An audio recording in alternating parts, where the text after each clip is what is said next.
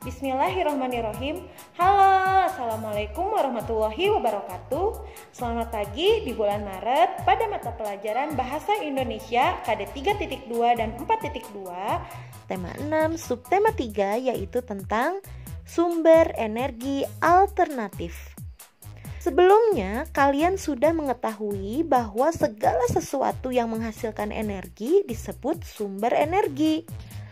Contoh-contoh sumber energi yang terdapat di sekitar kita antara lain makanan, minyak bumi, gas alam, batu bara, baterai, listrik, matahari, air, dan angin.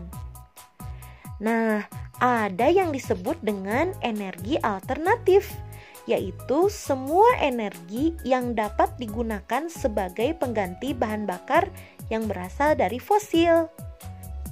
Karena sumber energi yang terbarukan atau sumber energi yang apabila sudah habis terpakai tidak dapat dibentuk lagi dalam waktu singkat yang berasal dari fosil makhluk purba yang mengalami pembusukan dan tertimbun jutaan tahun yang lalu.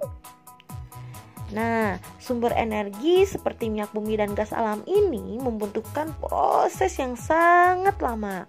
Dan salah satu cara menghemat penggunaan sumber energi fosil agar tidak cepat habis dan mulai mengalami kelangkaan adalah dengan mencari sumber energi lainnya tanpa menimbulkan dampak yang buruk.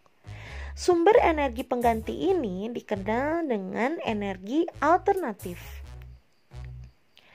Alam menyediakan berbagai sumber energi alternatif yang tidak akan habis.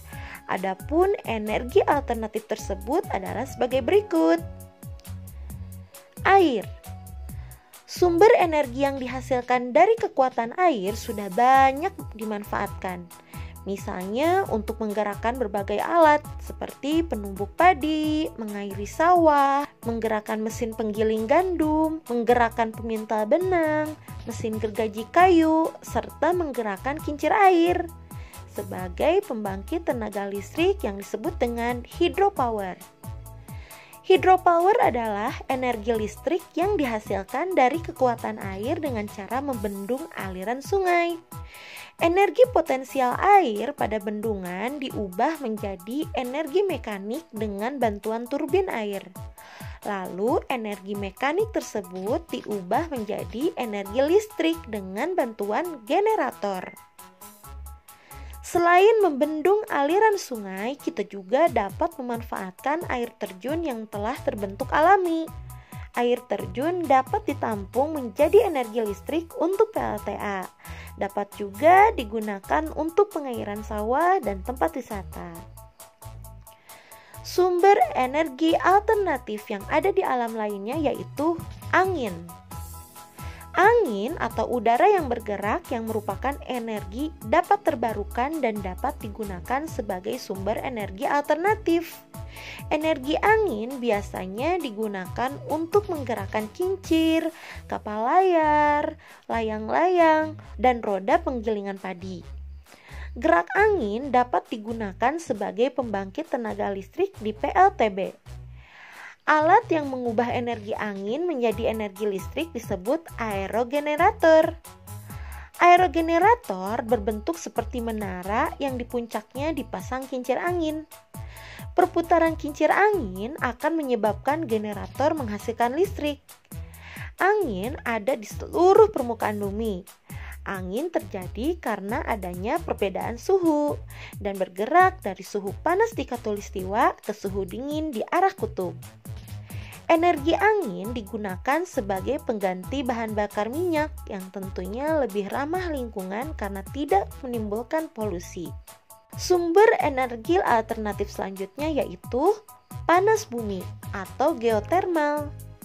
Energi panas bumi dihasilkan dan tersimpan di dalam inti bumi. Biasanya ditemukan di sekitar daerah yang memiliki gunung berapi aktif. Panas bumi digunakan sebagai sumber pembangkit listrik, di mana panas bumi yang suhunya mencapai 420 derajat Celcius atau lebih dapat memanaskan air di bawah tanah, sehingga menghasilkan uap panas. Uap panas yang terkumpul disalurkan untuk memutar turbin yang terhubung ke generator lalu menghasilkan listrik.